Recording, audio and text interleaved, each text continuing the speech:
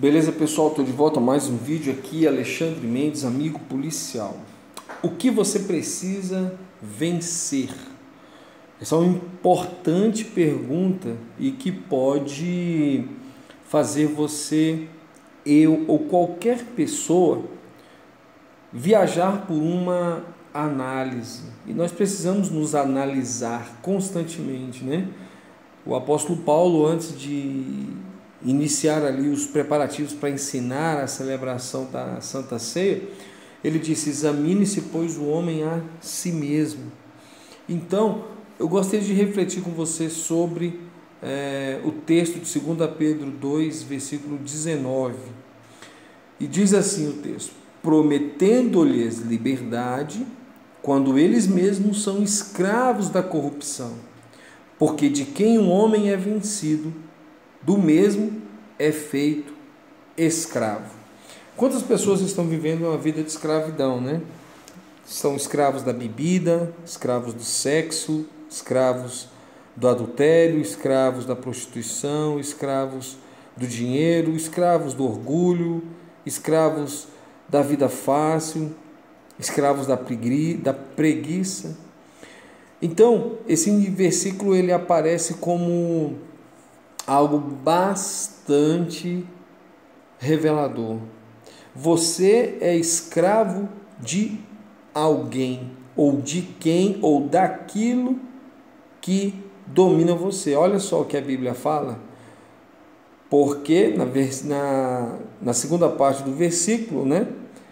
Depois do ponto e vírgula, porque de quem um homem é vencido, do mesmo é feito escravo. Aí então você consegue entender o quanto é importante estar sempre vigilante em relação a tudo que está acontecendo à sua volta.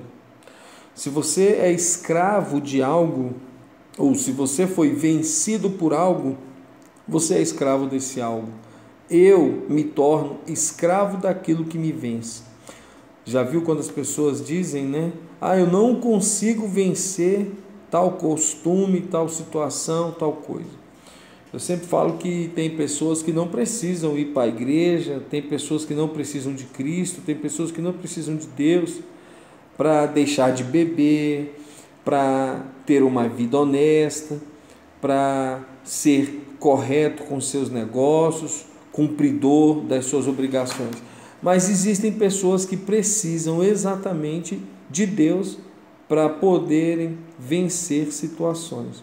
Então, primeiro ponto que seria interessante a gente destacar: você precisa vencer alguma coisa? Alguma coisa em você, dentro da sua personalidade, do seu caráter, um hábito, por exemplo, uma mania, um sentimento. Tem pessoas que são viciadas em filmes de terror, e elas gostam de assistir filmes de terror justamente para experimentar o medo. Eu até estava falando outro dia com a minha filha sobre a questão do medo, né?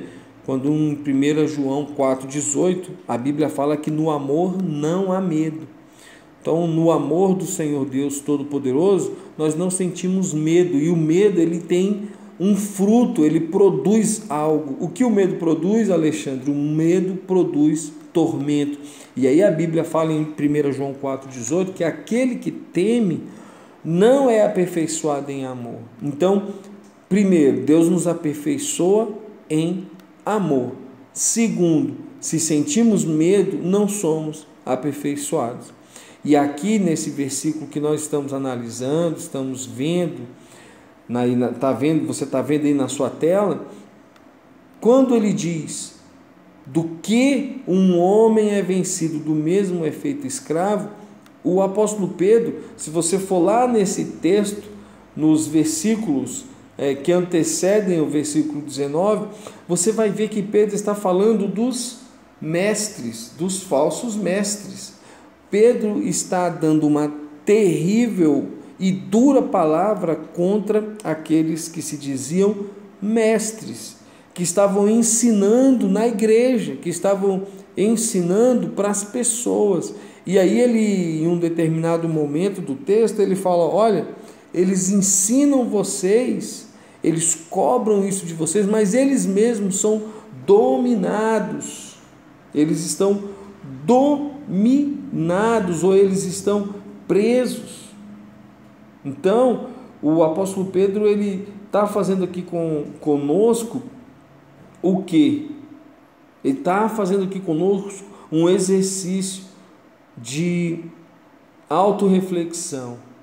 E ele diz, quando ele fala desses líderes, né, olha a forma que ele fala. Ele chama eles de animais irracionais, que seguem a natureza, feitos para serem presos e mortos, blasfemando do que não entendem, perecerão na sua corrupção.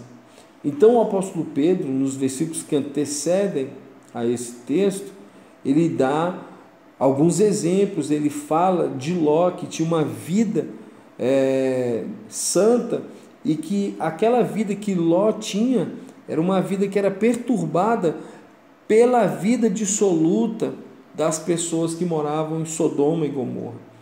Pedro está falando dos falsos mestres no capítulo 2 da segunda carta de Pedro. E quando ele fala disso, ele está dando para a gente um recado. Não adianta você ter um título de líder e não ter a retidão de um líder.